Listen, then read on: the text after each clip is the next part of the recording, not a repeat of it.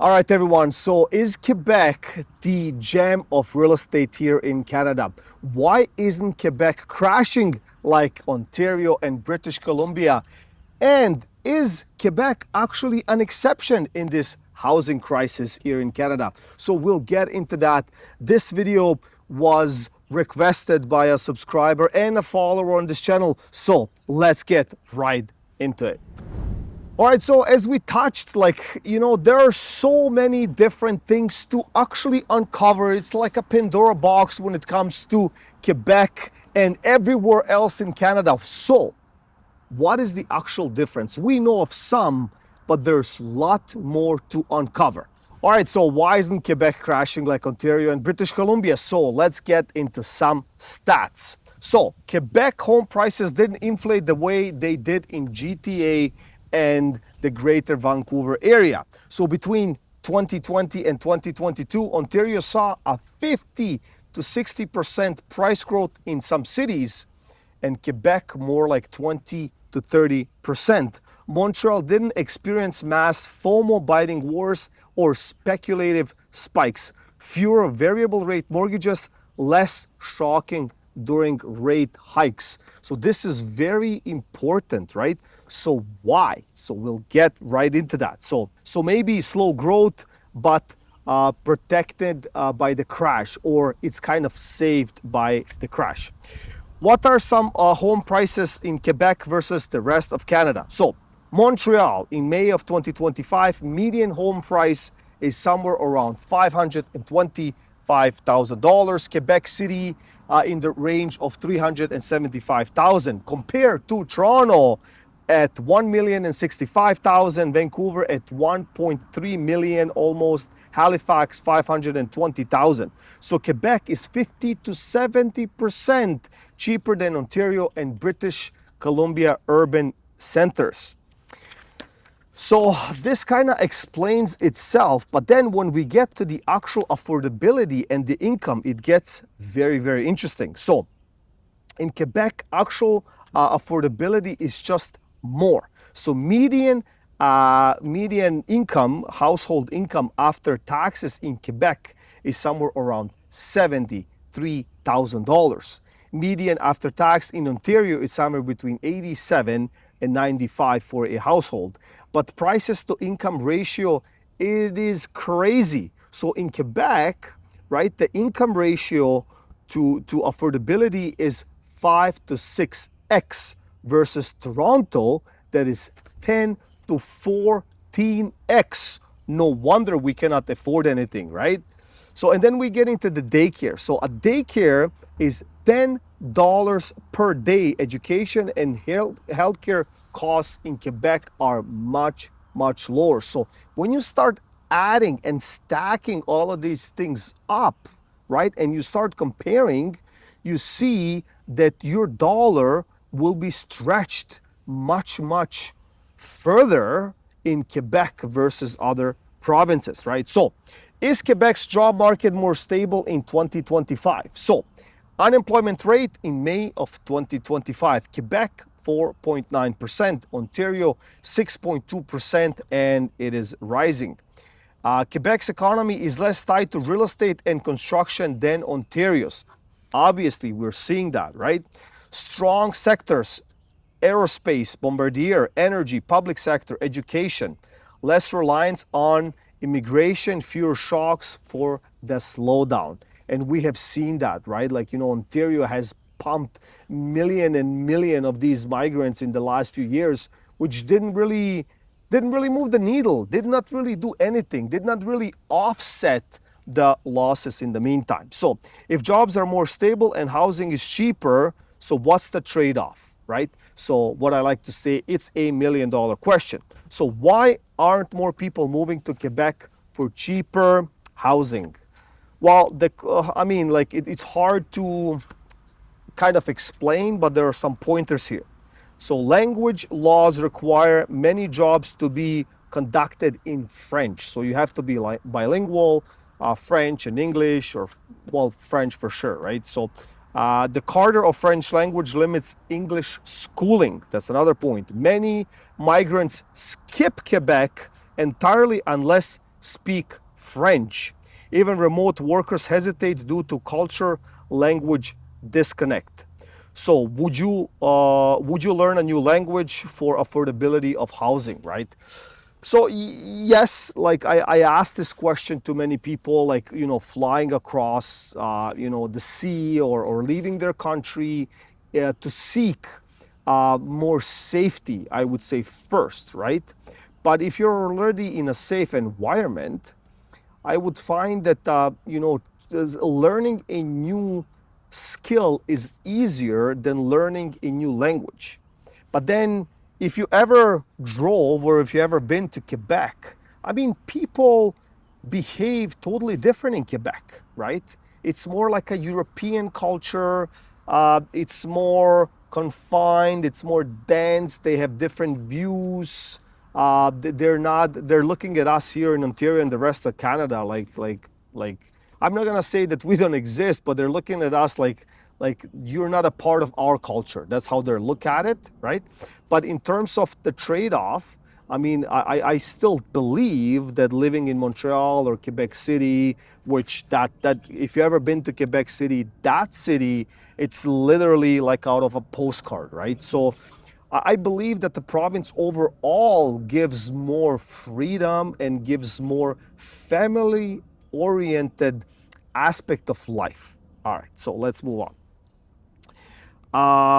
How does the rent control in Quebec impact the market? While Quebec has strict rent controls, rent increases must be justified and can be disputed by tenants, right? So this is, and this is heavily regulated too. So imagine that. You can dispute your own rental increase. Would you like that? Would you like to see that in Ontario?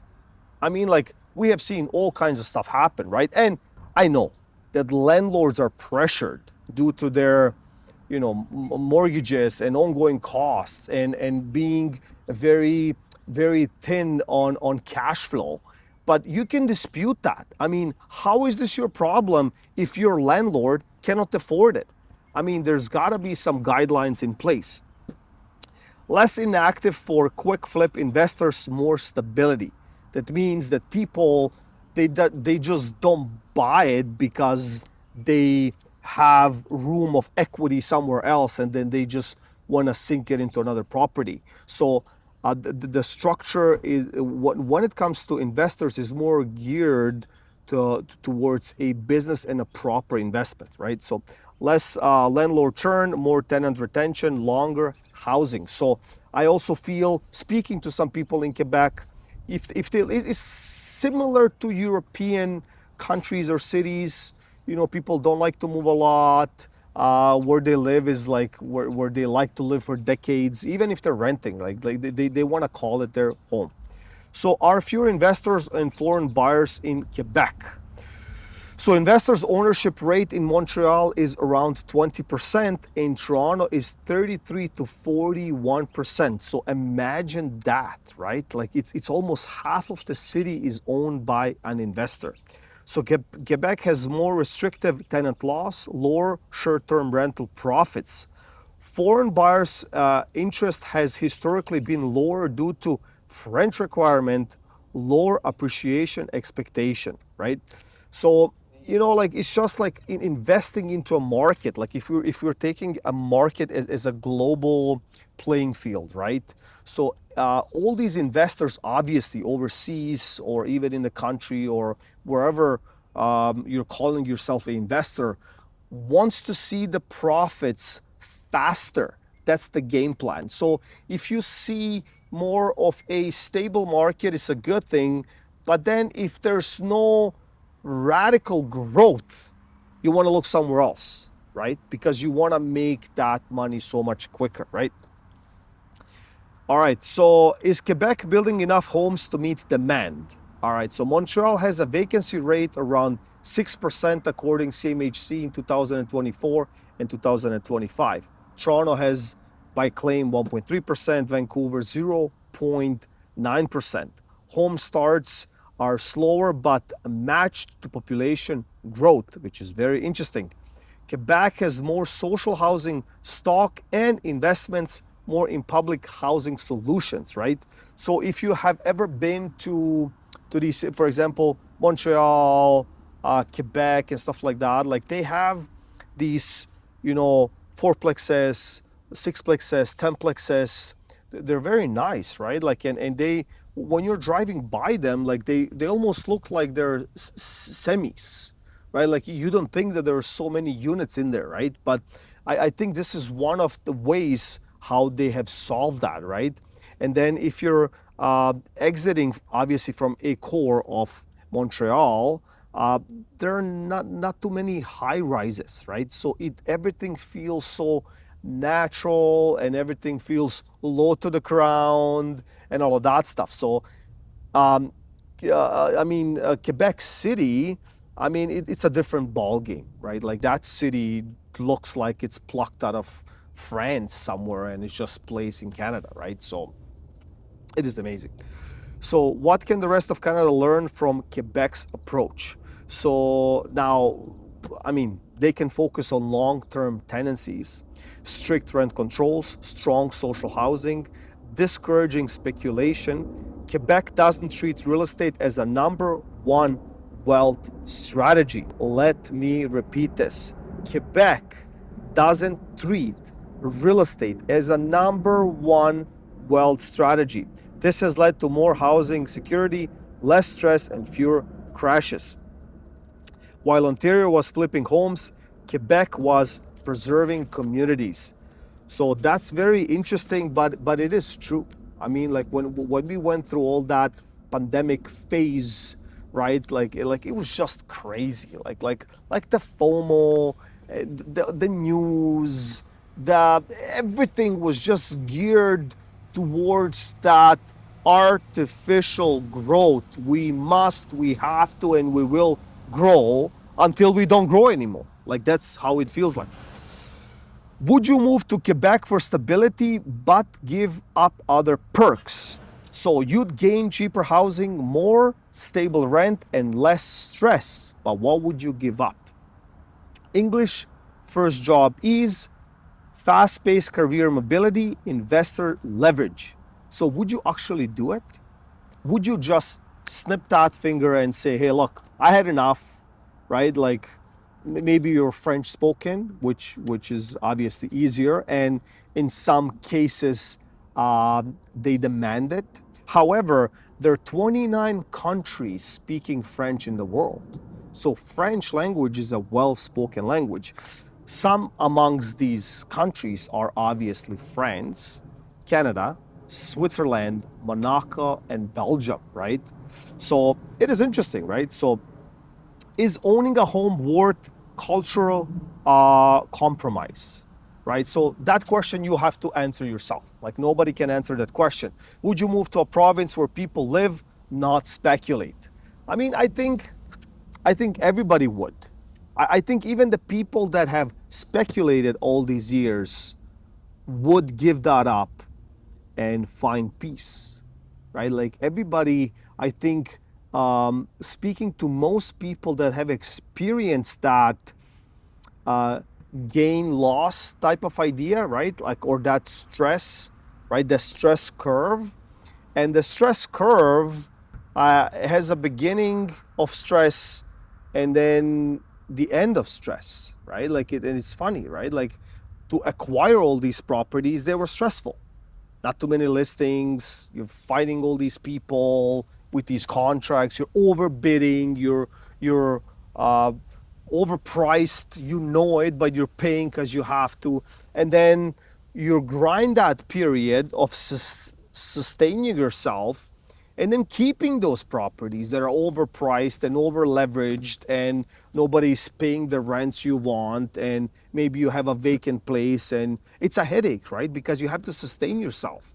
So again, stress, right? So speaking to people in that spectrum, I find that they're like, look, like I want to give it all away. I just want to work, like my 40 hours a week, and I just want to be free. I want to run around a farm field, or I want to spend time with my family. I had enough of this investment becoming a billionaire overnight story, right?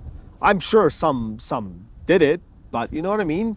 So I think yes, like a lot of people, even though they might not say it, but they would actually change. So now we're gonna get into something else, how law is a little bit different than anywhere else in Canada, right? So I wanted to point this out. So real estate laws are different from rest of Canada.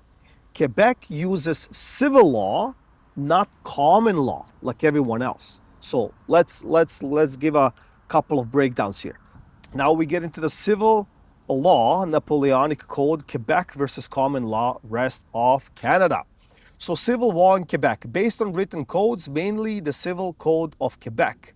If it's not written in the code, it doesn't exist legally. Common law, the difference, based on the judicial precedents plus written statutes, court decisions from similar cases guide interpretation, contracts and agreements. Civil law, real estate contracts follow strict formally and structure, binding upon acceptance, often no cool-off period.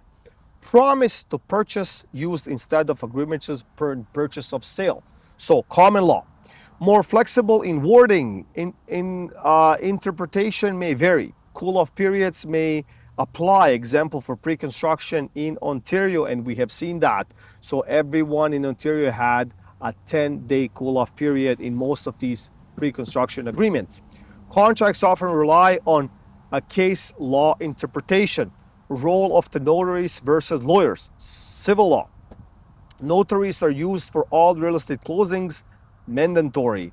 They check title, taxes, zoning, and write the deed, aim to prevent disputes before they actually happen. Common law.